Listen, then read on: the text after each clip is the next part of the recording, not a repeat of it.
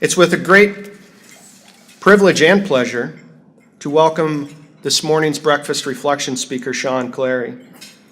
Shawn's married to his beautiful wife, Julie, and they have two sons, Corbin and Nolan, whom both I taught. He has his Associates of Applied Science degrees in Business Management and Marketing. His professional experience ranges over 35 years of experience in the manufacturing sector. He has been the president of Tiger Corporation in Sioux Falls for the past 15 years. Just a brief intro on Tiger. It's founded in 1968 and has become one of the largest manufacturers of industrial mowing equipment throughout North America. His hobbies, I found out, are golf and kayaking, and occasionally it's said that his wife encourages him to get his hands dirty with her doing the gardening. Please join me in welcoming Shawn Cleary.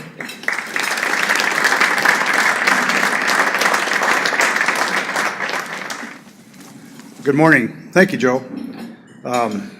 What a crowd. You might have been better served to stay home and watch Good Morning America than come hear me, obviously. But, Joe talked to me about coming and speaking, and I don't really speak in front of groups a lot. I speak in front of my employees, and as you all know, that's a whole different deal. Conveying the message of the company, what we have to do, where we have to go, where we have to be. Tiger is part of a public company, so if anyone's in the room is part of a public company, it's a whole different deal than a private company. It's a quarter to quarter. What have you done for me lately? It's earnings, it's reports, it's all these things. Our corporate headquarters are down in Seguin, Texas. Alamo Group Inc. is and we have businesses all over the U.S., France, England, and Australia, South America. So I travel quite a bit. I am the local president of our division here, the Tiger division, but we have a lot of corporate meetings and have to do a lot of stuff and running around. So first of all, I'd like to apologize for a couple things perhaps. Might have a bit of a sniffle and a bit groggy, because in our infinite wisdom, a couple of gentlemen, they're actually in the room, and I decided to take our last round of golf last night. It was a little chilly, a little breezy. It didn't help our games a bit, but it was fun to get out one last time. Hopefully we can get out once more. And then also, unlike Father, I did stay up and watch the rest of the Cubs game. I did see them rally back in the ninth. Being born and raised in Dixon, Illinois, it's 100 miles south or west of Chicago. Grew up being a Cub fan, Bull fan, Bear fan. Unfortunately, we're finally, hopefully, going to stay on the dance floor with the Cubs, so we'll see. My 83-year-old mother watches every single game, keeps the score, does the whole thing. So I can't wait till I call her today. I didn't want to call her at 5 this morning, or at midnight last night. She was probably up though watching the game, I'm sure. But she lives and dies Cub baseball right now, so it's a good thing. My dad was the same way when he was living. First of all, thank you, Father, for Mass this morning. And I don't get to 6:45 a.m. Mass as much as I should, or probably could, really easy. It's an easy thing to do. But it's a great way to start the day, get a message, to really encourage us through the day to be good, good bosses, good fathers, good husbands. So, that's another one of my New Year's commitments is to continue to do that. So, Your Excellency, good to see you here this morning. We appreciate that. Do want to mention that His Excellency Bishop Swain will be celebrating his 10th anniversary in about 2 weeks as our diocesan leader, so we certainly appreciate that.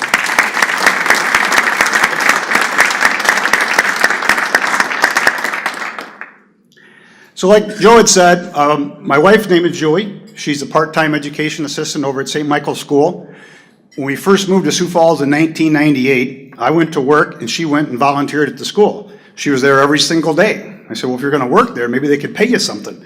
So she actually started working there in '99, and she works part-time. She loves St. Michael's School. She loves being with the kids. She's been an educator her whole career, and we've been very fortunate that she's able to do work part-time and still take care of our guys. We moved here in 1998, and quite honestly, we could not have been more happy to move to the city of Sioux Falls. Getting involved in the Sioux Falls School District, Catholic School District, having our boys go to O'Gorman, all you out there, you know how neat that is. I almost felt like I was a graduate after about 5 years. It's like, I think I've been here my whole life. But really it is a very neat experience. We have this little corner of the market in our world. It's a great town, it's a great community, it's a great Catholic community. and we certainly appreciate all the support and friends that we've made over the years.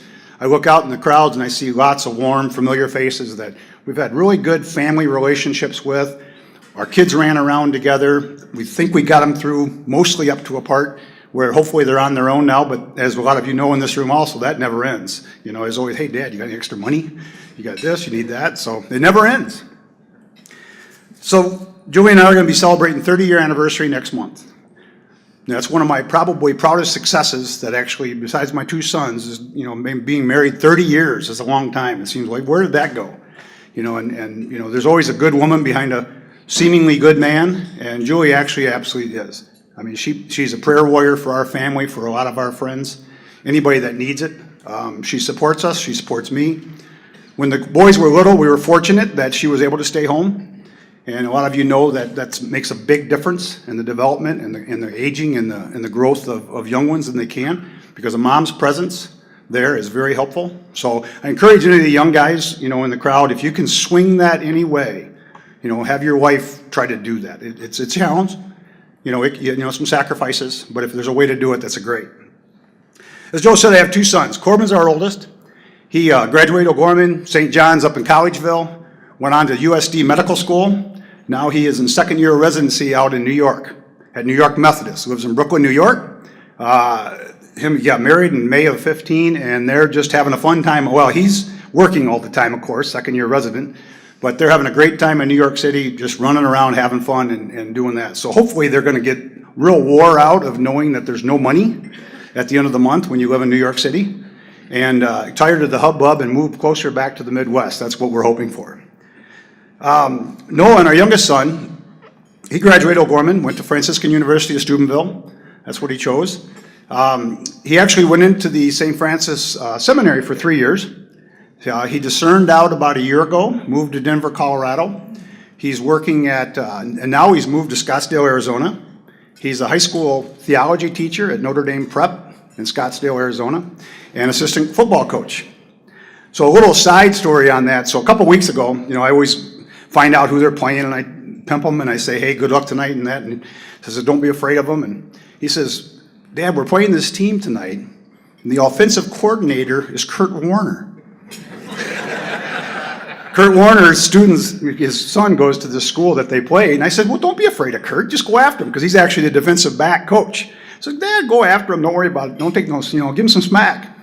So he did meet Kurt Warner after the game as they went through the high fives and the congratulations for games. So he's actually about complete with his master's degree at Augustine Institute. He's really found a passion in teaching. Joe, same thing with you in high school theology. He really enjoys the kids. He enjoys being in that involvement. He's engaged to be married in December. His fiance still lives in Denver, Colorado. He lives in Arizona. We live in Sioux Falls. It's, you know, a little complicated, but we're trying to figure all this out to say, okay, how do we get there and get them here and get her there? Her parents are in Denver, thank goodness. So at least there's someone there trying to sort it all out and put it together. So both of my boys were Eagle Scouts. I have a strong connection to the Boy Scout of America program. I think it develops young men. I think it gives them integrity. You know, I was not. I probably got to about second class, and then I said, oh, I'm too cool for this. I'm not doing this. I'm going to drop out. So but my boys were involved in it. Then they were close enough that a firm hand every now and then to get them to finish never hurt.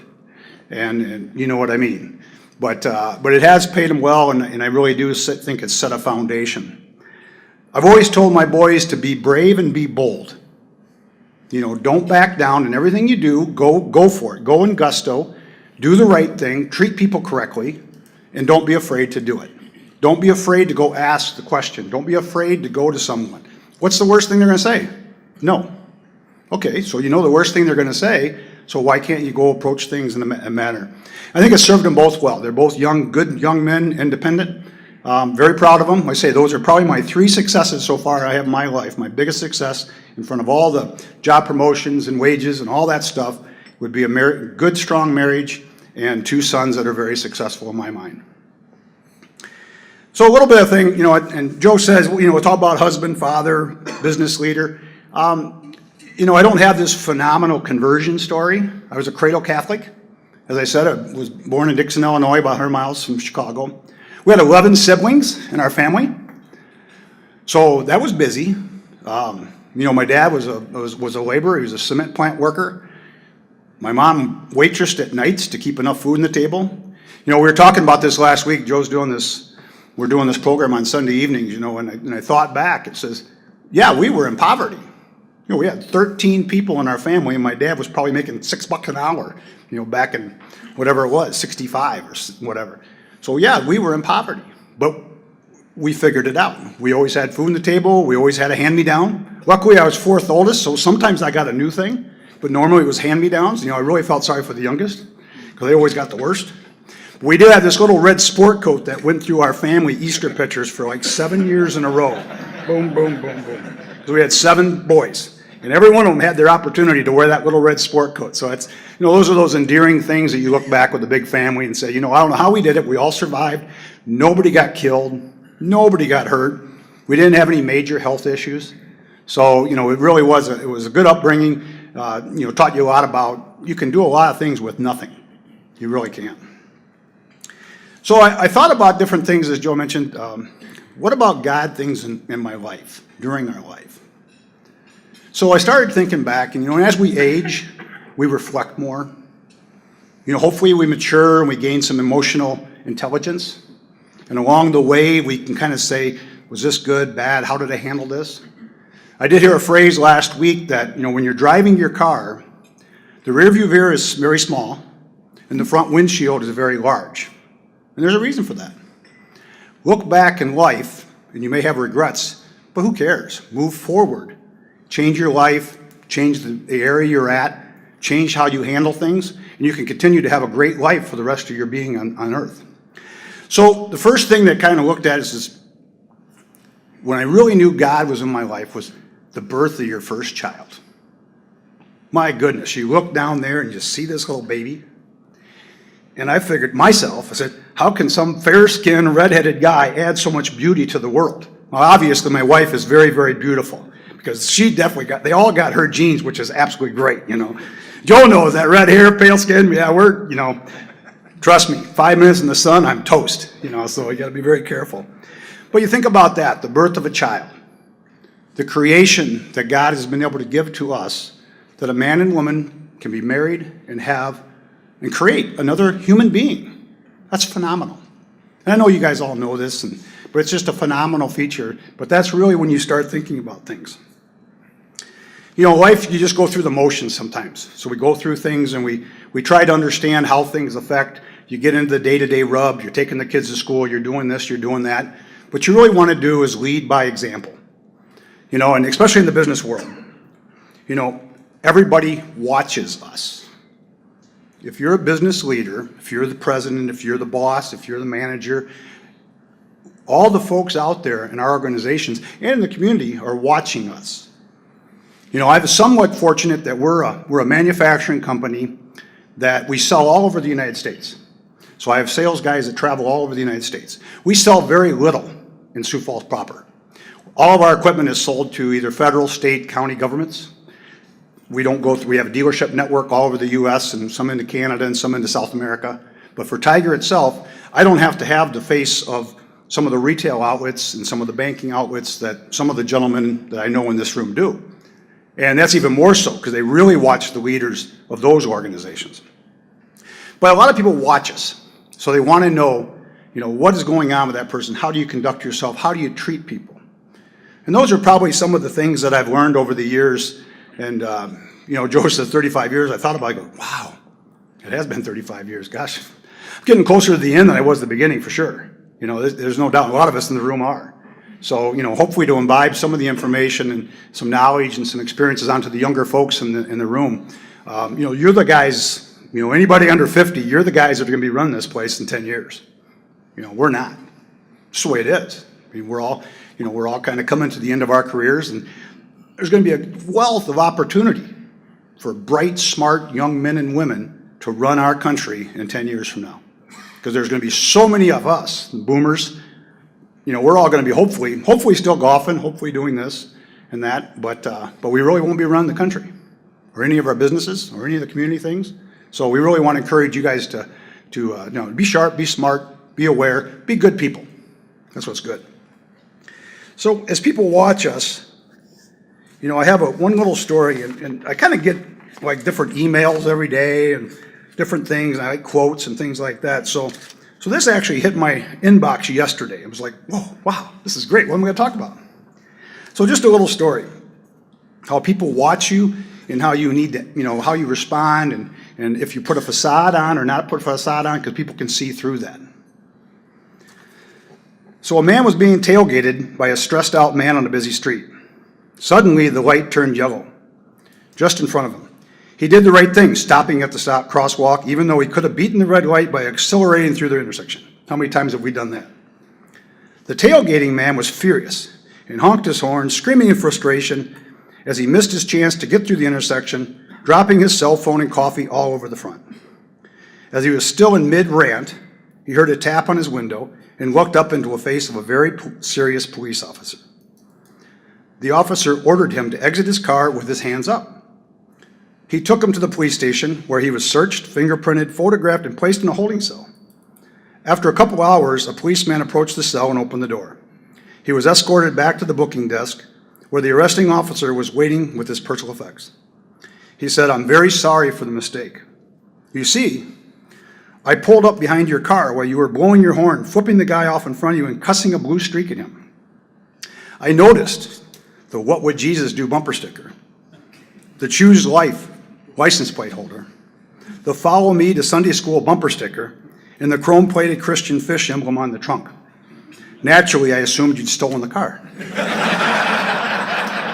So that's my point. And we do go through life sometimes doing that. We believe we're doing the right thing, but it's always about doing the right thing when no one's watching. We've always heard that comment over the years. How do you know when you're doing the right thing? You do the right thing when no one's watching. You do the right thing because it's in your heart, it's in your head, it's in your soul. And you know to treat people correct. You need to take care of folks. As a business leader, been through numerous things over my career. Layoffs, that not fun. Plant closings, even more not fun.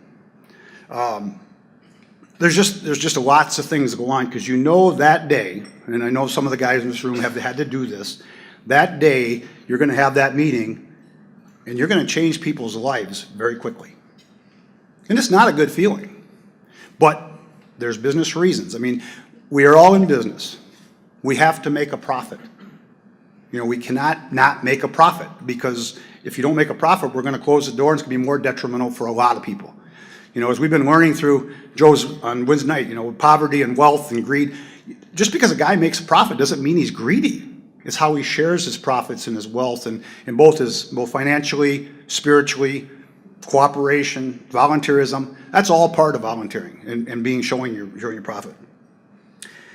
So those aren't easy things to do. One of the largest challenges I did have, and this is very challenging, we had a death. When I first moved to Sioux Falls in 1998, I moved here with Woods Equipment Company. And it was familiar with that. They bought the old Dual loader factory. I was probably on the job 6 weeks. 6 weeks. Moved out from, I was a plant manager in Oregon, Illinois. They wanted me to come out here and take over the operations here. So I went out there in my office at 6:30 in the morning. All of a sudden, a kaboom. Didn't know what was going on. Took off.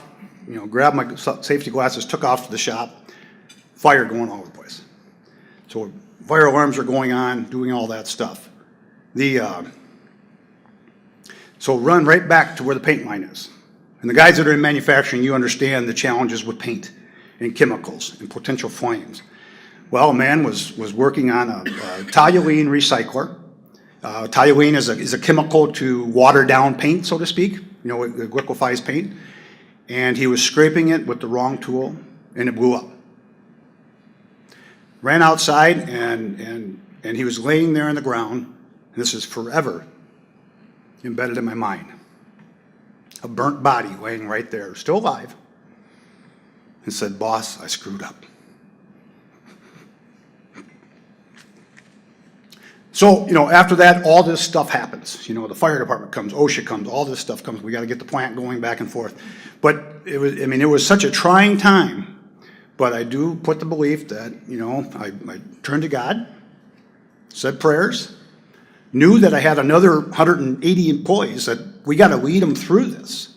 Because it's a traumatic time when you lose a person. I hope no one ever has to lose a person on the job.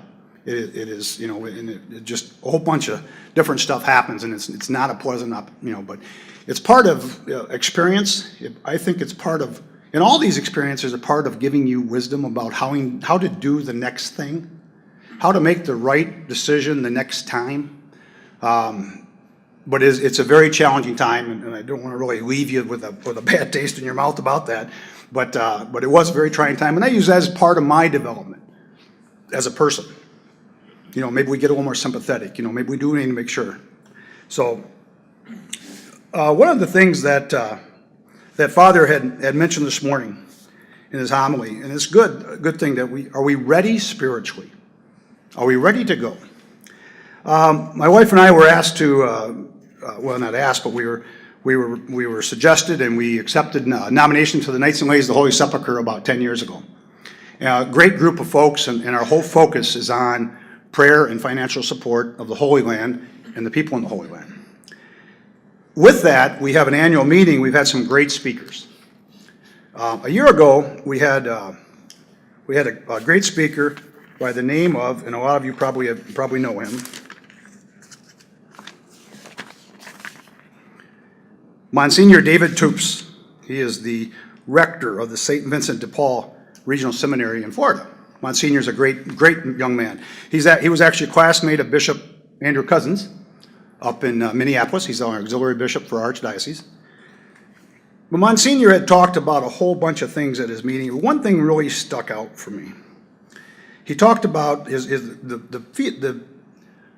thing was about the witch, the wallet, and the watch. And the witch was a whole thing about Wizard of Oz and et cetera. But the one part about the watch and the wallet really stuck out. So I'd like to read what he had said, because it makes you think. This is Monsignor's words. Some years ago, my dear father was diagnosed with pancreatic cancer in what would be considered the prime of his career at 67 years old. He was always a faith-filled man, a devout Catholic, a loving husband and father, but a type A driven workaholic. We probably got some in here, I'm sure. When he was diagnosed, he was very aware of the outcome. He looked at me and he said, "David, take these from me." And he gave him his watch and he gave him his wallet. He said, "I've lived my whole life by my watch and my wallet. Money and time have ruled me, and now they mean nothing." My father literally spent the next 4 months preparing for the Father and never looked back. He reflected upon this with some weeks before he died, and he wished he had learned his lesson earlier and wanted me to learn from his mistakes. So the question to each of us is, what can we do now to become the man, the woman, the Christian that God wants us to be? To be the best that we can for our families, communities, and for our church. I know we all get tied up in the day-to-day hubbub, but again, how do we take the time to spend time with our family, with our kids, with other young adults, mentoring, especially as some of us get to maybe the last phase of our careers? How do we take the time to spend some time with the young fellas and gals to really say, here's a little bit of advice? Obviously they want to take that advice or leave that advice, but it's a good opportunity to share some words of wisdom with them. Kind of wrapping up who knew, but I should have known, and Joe might have mentioned this before, we actually have a patron saint for business people. Did anybody know that? There's a patron saint. His name is Saint Homobonus. What do you know? There's a patron saint for everything. So anyway, he was canonized in 1199, like 1 year after he died. He actually had died. He went to daily mass. He was a business owner. He kind of got money the old-fashioned way. It says he inherited it from his father, and he ran a business. But he was very generous with his funds, take care of the poor, and all those things. He went to daily mass, and he actually died prostrated in front of the cross at daily mass, and that's where he died. So, I mean, to go show a good example of that, so I kind of want to leave you that, you know, we actually have a prayer for the patron of business. Beloved and charitable St. Homonis, your honesty and goodwill served your community and the Lord well. Help me follow your example and not give in to the temptations of greed and easy shortcuts that wound others. I ask for guidance in my work so that I may prosper by choosing virtue over avarice. So with that, like I said, I wanted to just share a few tidbits of Shawn Clary's life, our life. We've really enjoyed Sioux Falls. We've enjoyed coming to know recent transfers to Cathedral, actually. Julie and I talked and prayed about this for a number of years, and we felt that we really wanted to become part of the Cathedral community. So we just recently transferred last month over to the Cathedral. We're very fortunate. We have a beautiful cathedral under Bishop's leadership to redo it all. It was wonderful. A couple of public service announcements. One other quick quote that I saw here about 2 weeks ago. Pretty easy.